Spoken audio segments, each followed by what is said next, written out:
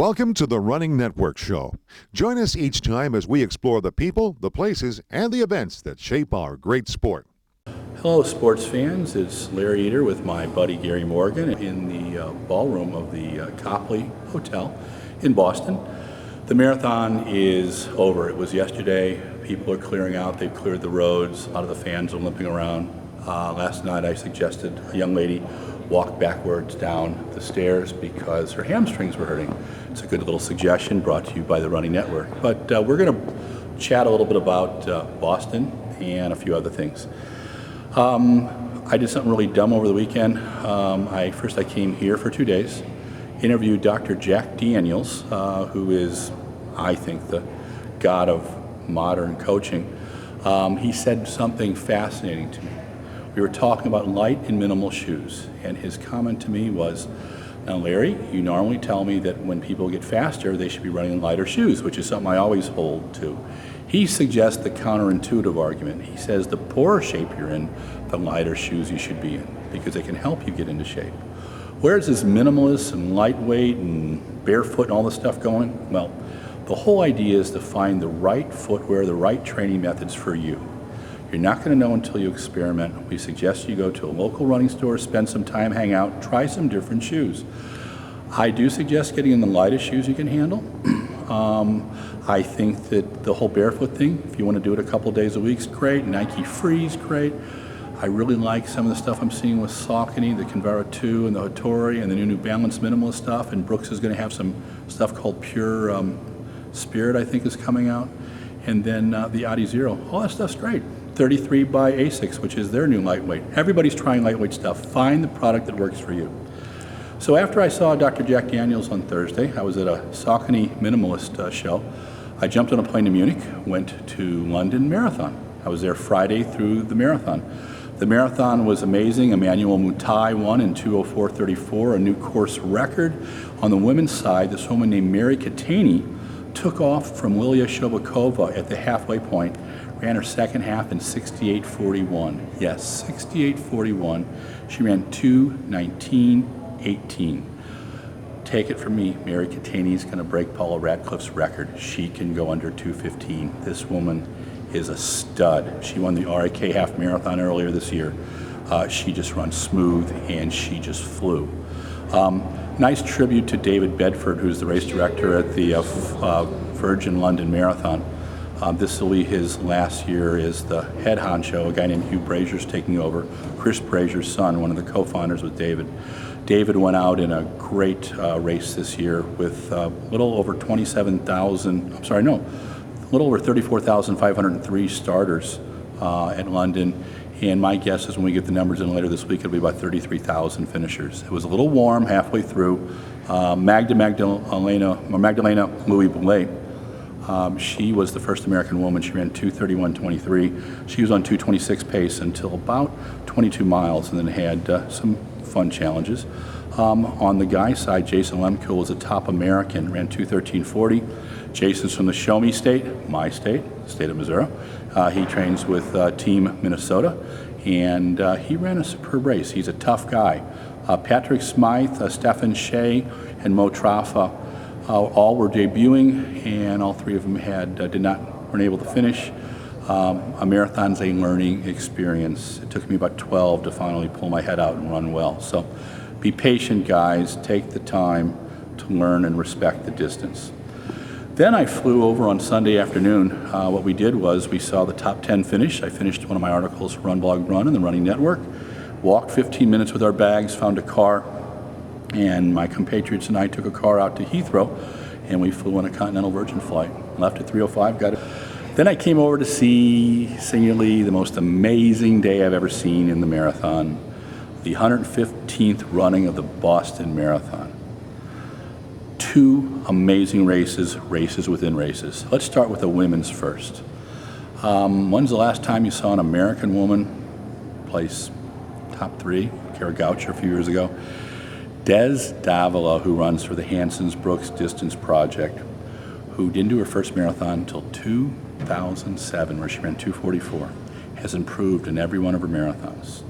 She was fourth at Chicago last year, where she ran 2:26. 22:30, and she came within 2 seconds of winning the Boston Marathon. Between miles 20 and miles 26, everybody in the media room and half the city of Boston were going nuts because Caroline Killell, Sharon Sherrup, and Desi Davila were duking it out, and it was like a boxing match. One surge, another surge, another surge. Caroline Killell and Sharon Chiprop looked like they were overstriding most of the depth. Davila has got this very efficient form, and she would just make surge after surge after surge. Chiprop dropped back a little bit with a mile to go. Davila made another surge. Killell got her. With 400 meters to go, Des put in her last one, and she took off like a bat out of hell. I thought she had a shot at it. But Caroline Killell somehow found another gear, got just past her, and won by 2 seconds in 2:26, 36. 2:22:36, I'm sorry. Senior moment there. And Desi then ran 2:22:38. A lot of people cheering for you yesterday. I understand that there was even an inappropriate degree of cheering and rooting going on in the press room as we were surging back and forth there. Could you feel it from the crowd? I've heard a few stories about that, and that's amazing. I think it's great for the sport, and I'm glad it's such an exciting race. I definitely was carried by the crowd over the last 6 miles. Just every time I felt like kind of bargaining with myself to quit, they kept me in it and gave me that little extra surge to stay after it. So it's exciting. Men's race where Moses, is it Moses Mess? Yeah. Moses Messop and Jeffrey Mutai, same last name as the winner in the London, but not related. Mutai had dropped a 4:43 mile in the 20th mile and took off from everybody. Moses caught Jeffrey at 23 and a half miles, and for the last 3 miles of the race, they went back and forth. I thought Moses Messop was going to win. He's faster 10,000 guy, but same kind of story as you saw in London. Jeffrey Mutai wanted this bad.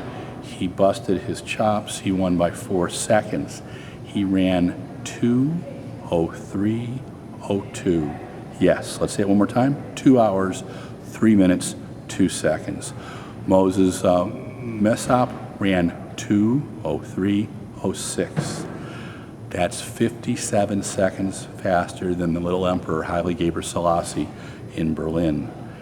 This is the all conditions fastest time ever run in a marathon. It will not be a world record because this is a point-to-point course. The distance between the start and the finish is more than half the distance of the race, and it drops 134 meters instead of the limit of 42 meters. My thoughts? Marathons aren't about time, it's about competition anyway. 1. 2, they should have grandfathered this in a long time ago. 3, we have the attention span of sports fans for 4 or 5 seconds. If they don't hear world record, world best, but they hear, oh, it's kind of a world record, they cut us off and think we're knuckleheads. Another one I got to tell you about too, Ryan Hall. Ryan Hall, I have given trouble. I love the young man. I think he's one of the most talented people around. He now is using, as he said on the USADA forum, God is his coach, which means he's discerning a little bit. That's great. Ryan ran 2:04:55 and almost caught Gebremariam. He finished 4th. Fastest by an American male in any conditions. That young man can win an Olympic and World Championship medal. Actually, I haven't gotten that at all. I've gotten a lot of people are really excited about it in Boston.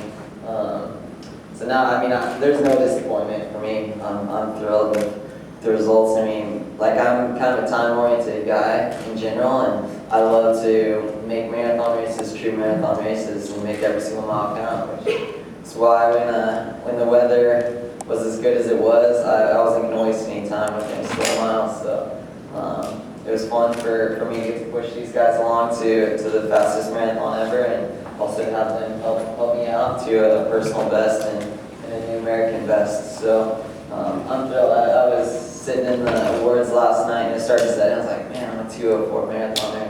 I don't care about the course or the wind or anything. All I know is I'm a 2:04 marathoner. So I'm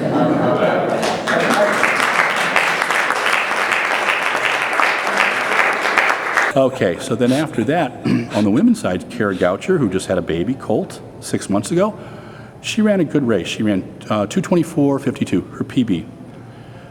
She is a perfectionist. She has said she will come back here till she wins, and I hope she does. I think she could win Boston someday, but she's got to be patient. The marathon is a learning experience.